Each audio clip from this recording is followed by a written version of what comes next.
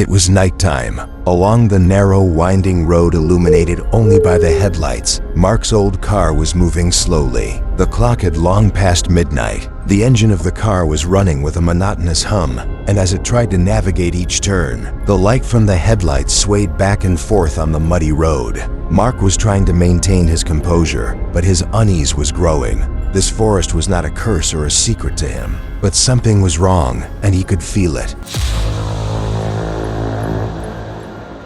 In his youth, Marc was energetic and full of life. However, over time, the direction of his life changed. After finishing university, he started working at a financial company and quickly rose through the ranks. However, his success did not bring him satisfaction. The constant pressure in his work life also affected his personal life. His marriage fell apart, he lost touch with old friends, and he began to feel lonely. One day, a major financial crisis at work dealt a heavy blow to his career. The company he worked for went bankrupt, and Marc felt deep guilt, believing that all these events were his fault. This trauma led him to constantly feel guilty and unsuccessful. He distanced himself from friends and family, leading a solitary life. Each day, he felt his psychological state worsening. His mind was constantly plagued by past mistakes and future uncertainties. This is why he unconsciously decided to take a drive to clear his mind.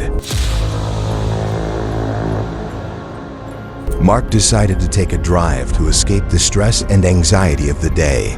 As he progressed down this dark and silent road, he was reflecting on his past and future. The weight of his failures and broken relationships was overwhelming.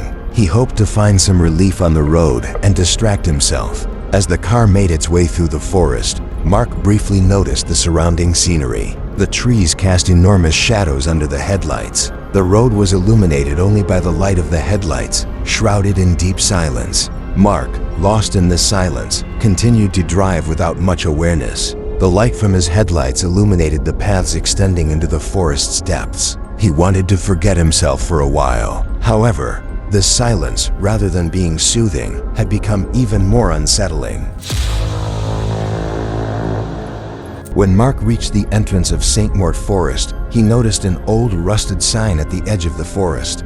"Warning, do not enter St-Mort Forest." As he read the sign, his unease grew. The old legends he had heard spoke of this forest being cursed and that no one ever returned. Yet, he did not pause to turn back. It was as if an unseen force compelled him to continue on this road. With a deep sigh in the dim light of his headlights, he pressed on. The road grew darker, and the trees seemed to surround Marc like giant monsters. As he ventured further into the forest, everything became strangely silent. The only sounds he heard in the car were the engine's hum and his own breathing. The air was growing colder, but Marc hesitated to open the windows, fearing that the forest's dark breath would seep inside. As the car rounded a bend, the headlights caught movement at the edge of the road. Marc suddenly slammed on the brakes and stopped. An abandoned car was parked at the side of the road. Its windows were shattered and the doors were open. There was no one inside. Marc quickly looked around. He could see nothing beyond the darkness of the forest. However, the sight of this abandoned car instilled a fear in him. His eyes instinctively moved to the rearview mirror, but no one was there either. Marc took a deep breath and realized his hands were sweating. It felt as if invisible eyes were watching every step he took. Yet he had no choice but to continue. In his mind, he thought to himself, "It's just a car. It must have been abandoned a long time ago." But his instincts warned him something was not right here. As Marc ventured deeper into the forest, he began to lose his sense of time. The road stretched before him like an endless maze, as if each turn was bringing him back to the same point. Each time, the same winding roads, the same tall trees. Marc felt as though he was trapped in a circle. The shadows cast by the headlights became so pronounced that they seemed to suggest movement at the edge of his vision. When his eyes caught sight of a figure in the darkness among the trees, he initially thought it was a mirage. But as he continued, the figure kept appearing again and again. He stopped the car to understand what it was. He considered getting out, but his instinct stopped him. The thing among the trees looked like a person, but its movements were too fast and shapeless. The dark forest seemed to be pulling Marc in. He restarted the car, but he wanted to escape now. Every corner that the headlights couldn't illuminate seemed like a threat. He turned on the radio, but all he heard was static. There were whispers like a radio transmission, but he couldn't make sense of them.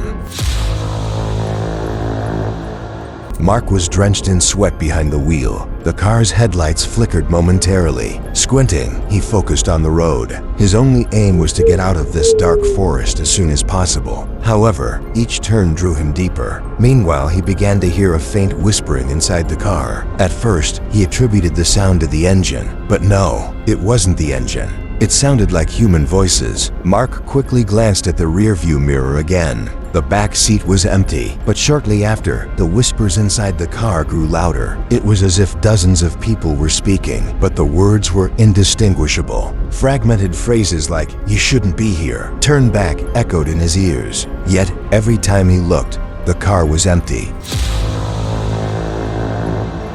Marc had fully realized that he was lost. The road seemed to have turned into a labyrinth. He felt as though he was being drawn deeper into the forest with every passing moment. His eyes were tired, and his mind was clouded. Suddenly, the headlights went out. The car's engine stopped. Panic enveloped him. He tried to restart the car, but the engine sputtered and failed. Darkness enveloped everything. There was neither light nor sound around, only a terrifying silence. At that moment, he heard a tapping sound right next to the car door. His heart nearly jumped out of his chest. With trembling hands, Marc turned the key again, and this time the engine started, but he no longer knew where he was going. The road was pulling him deeper into the forest. He was lost, and escape had become nearly impossible.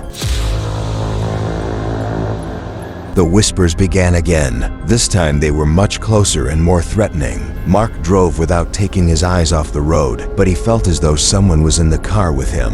It was as if a presence was sitting behind him, among the shadows. Every time he looked at the rearview mirror, there was nothing there, but it wasn't enough to convince him otherwise, because the sound of the forest was watching his every move. The headlights suddenly cast a silhouette into the darkness of the forest. A figure appeared in the middle of the road. Dressed in a long black coat with a hat on his head, Marc slammed on the brakes, but the figure remained where it was. As the headlights illuminated him, his face was not visible. Marc blinked for a moment, and the figure disappeared. Seeing the road clear, he pressed the gas pedal again, but his heart was racing. As time passed, Marc's mind became even more blurred. There was no end to this road. Everything had turned into a nightmare. He tried to maneuver to turn back, but the road was so narrow that turning around was impossible. The headlights illuminated only a few meters, and within that short distance, everything was enveloped in deathly silence. Suddenly, something darted in front of the car. Marc, in terror, slammed on the brakes, but the car jolted as if it had hit something. Summoning the courage to look outside, he encountered the same undefined shadows. The faint light of the headlights revealed these shadows moving, as if they were alive. Marc knew there was no escaping this forest. As the car's engine sputtered to its final moments, it stopped again. The silence of the forest enveloped him completely. Something was moving outside, but this time it was clear. The shadows among the trees had taken shape and surrounded Marc. The whispers rose again, and Marc felt trapped inside the car. Marc tried once more to start the car, but this time the engine did not respond. The decisive moment had come. Should he leave the car and continue walking in the forest, or stay here and wait for salvation?